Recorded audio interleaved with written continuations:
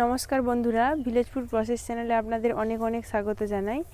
আমার চ্যানেলে এরকম নিত্য নতুন রেসিপি পেতে আমার এই চ্যানেলটিকে প্লিজ আপনারা লাইক, শেয়ার ও সাবস্ক্রাইব করে পাশে থাকবেন। আজকে চলে এসেছি আপনাদের কাছে আবারও একটা নতুন রেসিপি নিয়ে। আজকের এই রেসিপিটা আপনাদের খুবই ভালো লাগবে। এই রেসিপিটাতে একদম নিরামিষভাবে বানানো, সবাই এটা খেতে পারবে, আর সকাল কিংবা বিকালে জলখাবারেও আপনারা বানিয়ে দিতে পারবেন খুব সহজে। তাহলে চলুন বন্ধুরা, এবার শুরু করা যাক রেসিপিটি। সুজির নাস্তা বানানোর জন্য আমি একটা পুর রেডি করব। কড়াইটা গরম হয়ে গেছে, এবার আমি কিছুটা পরিমাণে সরষের তেল দিয়ে দিচ্ছি। আপনারা চাইলে সাদা তেলও ব্যবহার করতে পারেন। তেলটা গরম হয়ে গেছে, আমি কিছুটা পরিমাণে রাই সরষা দিয়ে দিচ্ছি। আপনাদের কাছে যদি না রাই সরষা থেকে থাকে তাহলে আপনারা সাদা সরষাও ব্যবহার করতে পারেন। সরষাটাকে প্রথমে খুব ভালোভাবে ভেজে নিতে হবে। এবার আমি দিয়ে দিচ্ছি কাঁচা লঙ্কা কুচি। কাঁচা লঙ্কাটা খুব ভালোভাবে ভেজে নিয়েছি।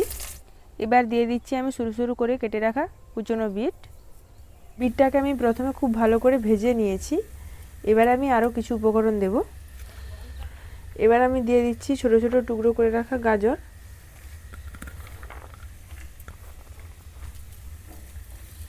গাজরটাকে কিছুক্ষণ নেড়ে নিয়েছি।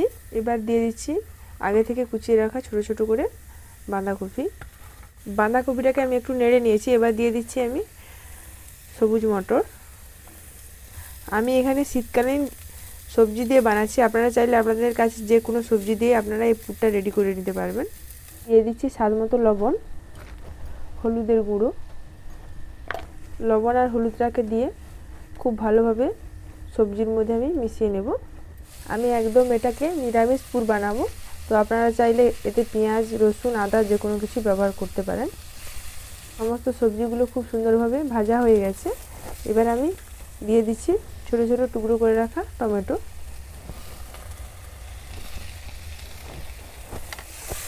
টমেটোটা দিয়ে আবারও কিছুক্ষণ আমি নেড়ে নেব। এবার আমি সবশেষে দিয়ে দিচ্ছি আলু। আমি দুটো আলু নিয়েছিলাম, দুটো আলুকে প্রথমে সেদ্ধ করে ম্যাশ করে নিয়েছি। এবার আমি সবজির মধ্যে দিয়ে দেব।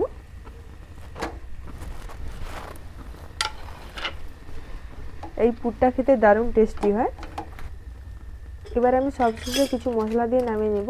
জিরে আর ধনে গুঁড়ো আগে থেকে আমি শুকনো খোলায় ভিজে রেখেছিলাম। জিরে আর ধনেটাকে গুঁড়ো করে নিয়েছি, দিয়ে দেব। এবার আমি দিয়ে দিচ্ছি 1 চামচ চাট মশলা। সবশেষে দিয়ে দিচ্ছি কিছু কসুরি মেথি। এই কসুরি মেথিটা দিলে দারুণ টেস্ট হবে, আর এটা সম্পূর্ণভাবে বদলে যাবে পুরটা। একদম নিরামিষ পুরের জন্য কসুরি মেথিটা একদম পারফেক্ট। এবার সব কিছুকে খুব ভালোভাবে মিশিয়ে নামিয়ে নেব। এই দেখুন একদম পুরটা রেডি হয়ে গেছে। এবার ঠান্ডা হওয়ার জন্য নামিয়ে রাখবো। দেখবে কত সুন্দর লাগছে, একদম জিভে জল চলে আসছে পুরো। এবার আমি একটা কড়াই নিয়েছি, কড়াইয়ে 2 কাপ জল দিয়ে দেব।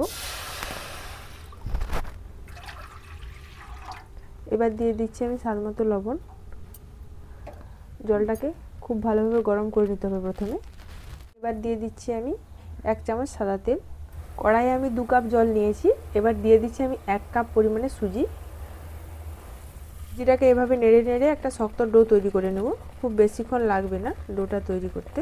কড়াইয়ের গা থেকে দেখুন খুব সুন্দরভাবে ছেড়ে যাচ্ছে। এই অবস্থায় গ্যাসটা বন্ধ করে আরও কিছুক্ষণ নেড়ে নিতে হবে। এই অবস্থায় ঢাকা দিয়ে আমি কিছুক্ষণ রেখে দেবো। এবার পুরটাকে আমি রেডি করব।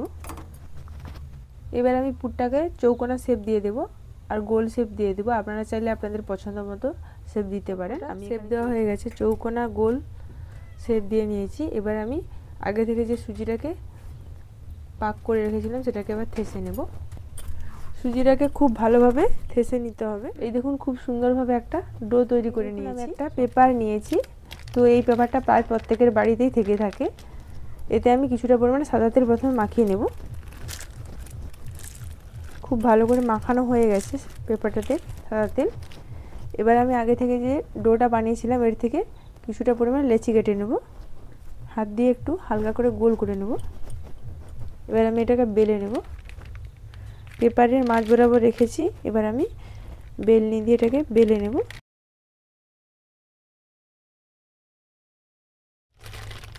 এই দেখুন এভাবে বেলে নিয়েছি। এবার আমি আগে থেকে যে পুরটা রেডি করে রেখেছিলাম এর মাঝ বরাবর দিয়ে দিচ্ছি। এই দেখুন দু সাইডটাকে এভাবে মুড়ে নিচ্ছি। এবার এটাকে ফোল্ড করে নেব।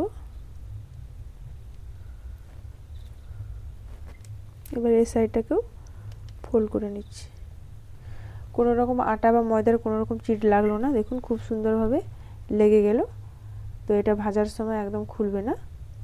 এবার চার সাইডটাকে একটু ভালো করে সাইজ করে নিলেই একদম রেডি হয়ে যাবে। এভাবে প্রত্যেকটা লেচিকে আমি পুর ভরে রেডি করে নেব। এবার একটা আমি রাউন্ড শেপ বানিয়ে দেখাবো। তো গোল একটা এরকম শেপ নিয়েছি, এবার চার সাইড থেকে এটাকে মুড়ে নেব।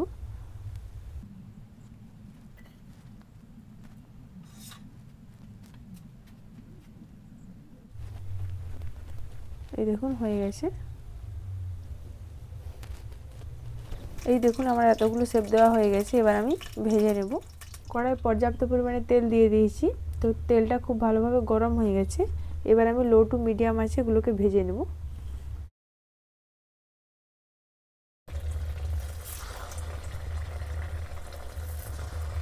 কয়েকটা ব্যাচে এগুলোকে ভেজে নেব।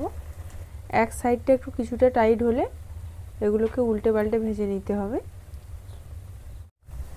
এই দেখুন এক সাইডটা খুব সুন্দরভাবে টাইট হয়ে গেছে। এই অবস্থা আমি উল্টে পাল্টে ভেজে নেব। প্রায় হয়ে এসছে, আর কিছুক্ষণ হয়ে গেলে আমি এগুলোকে তুলে নেব। এই দেখুন এগুলো ভাজা হয়ে গেছে, তুলে নিচ্ছি।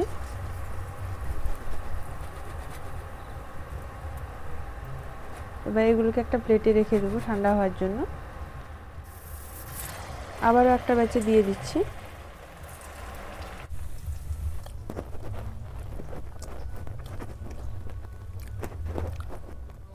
সমস্তগুলো আমার ভাজা হয়ে গেছে। এবার আমি একটা প্লেটে সাজিয়ে নিয়েছি। দেখুন কত সুন্দর লাগছে দেখতে, এটা খেতেও দারুণ টেস্টি হবে। এই দেখুন একটা ফাটিয়ে দেখাচ্ছি।